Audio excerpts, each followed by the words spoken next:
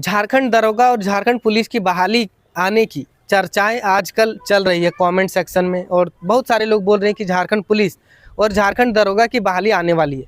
क्या सच में आने वाली है? इसके बारे में हम लोग पूरी डिटेल में जानेंगे। पिछले 9 सालों से झारखंड पुलिस और झारखंड दरोगा की बहाली नहीं आई है, और इसका कारण क्या है?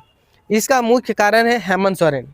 झारखंड के बोका सीएम हेमंत सोरेन के कारण ही ये बहाली नहीं आ रही है। आप लोग पेपर में देखे होंगे, 2023 में ही पेपर में आया था लगभग 942 पोस्ट पे झारखंड दरोगा की बहाली आने वाली है, लेकिन सिर्फ पेपर में आया, ना ही उस पर कोई नेता ने ध्यान दिया, कोई मंत्री ने, ना ही कोई ऑफिसर ने। सिर्फ पेपर में आया और पेपर में आके ही रह गया, फिर बहाली नहीं निकली।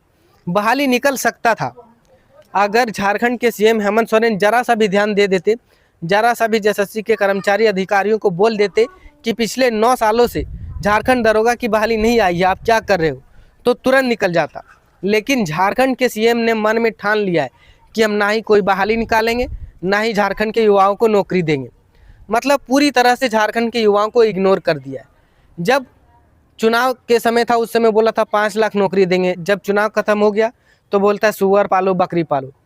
और मैं 100% सही बोल रहा हूँ कि झारखंड के सीएम हेमंत सोरेन के कारण ही बहाली नहीं आ रही है, क्योंकि उन्होंने खुली छूट दे रखी है। कभी दबाव नहीं बनाते हैं, कभी कुछ अधिकारियों से बोलते नहीं कि कब बहाली आने वाली है। इसी कारण से बहाली नहीं आई है। अब थोड़ा बाबूलाल मरांडी जी ने ट्वीट किया है कुछ फेसबुक पे, ट्विटर पे, वो हम लोग पढ़ेंगे कि क्या कह रहा है। कह रहा है झारखंड में वर्ष 2018 के बाद पुलिस बल में दरोगा की नई भर्तियां नहीं हुई है, जबकि आबादी लगातार बढ़ रही है।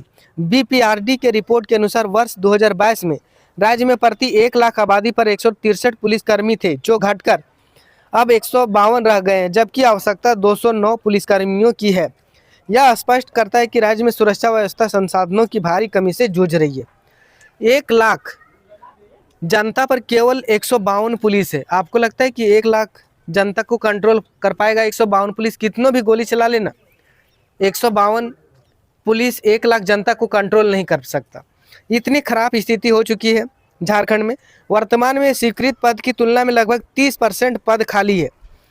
दूसरी ओर अपराध के आंकड़े तेजी से बढ़ रहे हैं।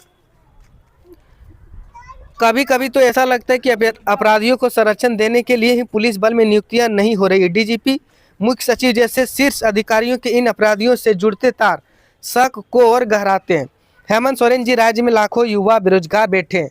8 वर्षों से लंबित दरोगा की बहाली शीघ्र शुरू करें और प्रदेश की कानून व्यवस्था को दुरुस्त करें। यही ट्वीट किया है, और ये बातें थोड़ी ट्रेंडिंग में आ गई है कि झारखंड दरोगा की बहाली आने वाली है। मैं बता दूं कब आ सकती है झारखंड दरोगा की बहाली।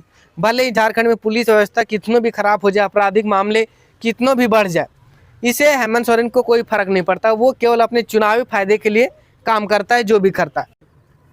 बहाली आने की सिर्फ एक ही रास्ता है, जब चुनाव आएगा 2029 में, तो 2027 में बहाली आएगा, 2028 में कंप्लीट होके 2029 में ज्वाइनिंग लेटर देगा।